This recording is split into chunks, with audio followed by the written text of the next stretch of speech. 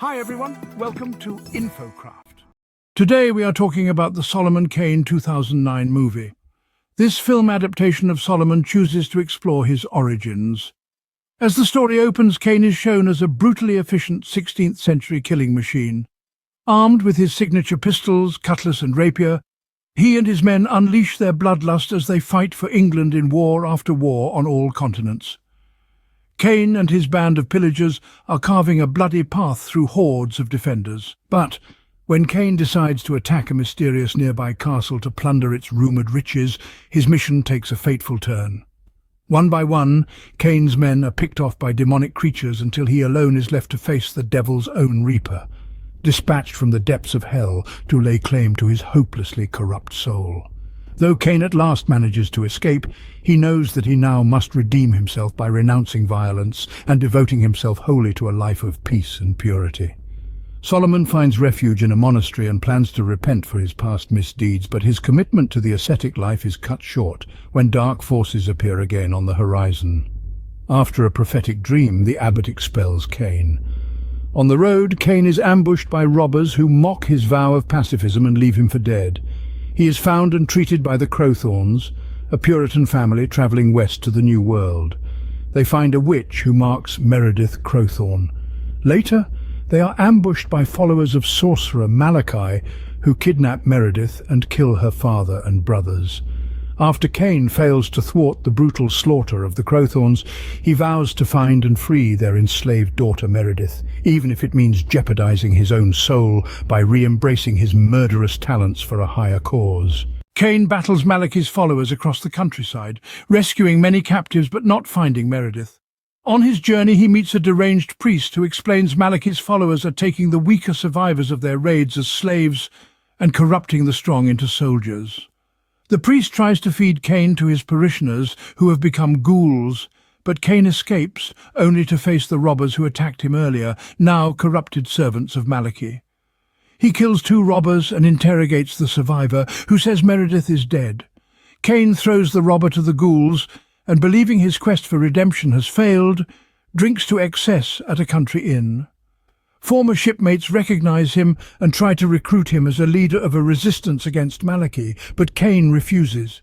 The inn is attacked by Malachi's followers, led by his lieutenant, the Masked Rider. They crucify the leaders of the resistance, including Kane.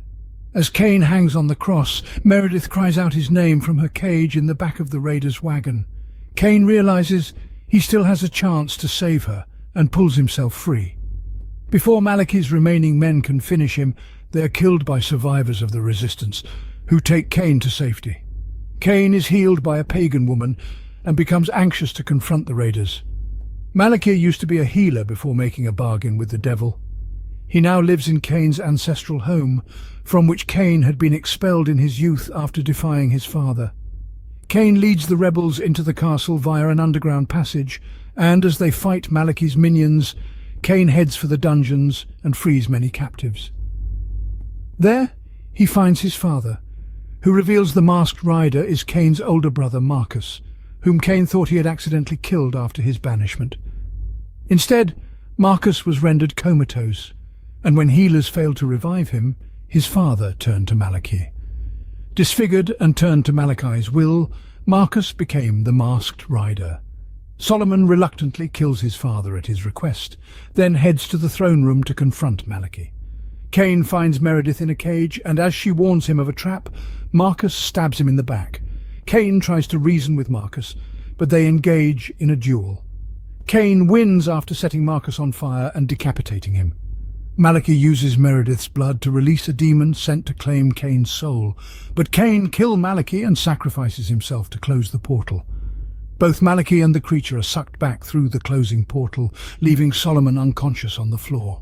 Through sacrifice and redemption, Kane emerges victorious, burying his past and embracing a new mission to protect the innocent from the darkness that threatens the world.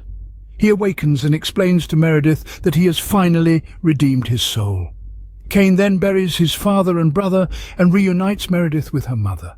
The film's strongest points are without a doubt its action sequences and its gloomy atmosphere.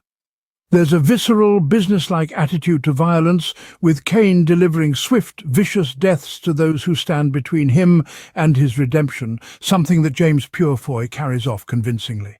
There's also a mounting sense of dread and hopelessness as Kane stalks towards his goal, passing the death, destruction and despair left behind by Malachi's forces. There's an epic symbolism in Kane's deliberate nature, heading towards what everyone else is fleeing, and it makes him every bit as heroic as any spandex-wearing MCU superhero. It's far from a perfect film, but its lifeless, muddy landscapes perfectly evoke the bleak, pre-Enlightenment era Britain that was intended, with just a hint of dark, powerfully unsettling magic. It's also among the few movies featuring a sword-swinging badass speaking with a West Country accent, something I wouldn't mind seeing more of. Thank you for watching. For more content like this, please like and share our video and subscribe to our YouTube channel. If you enjoyed the content, let us know what you want to see next in the comments down below.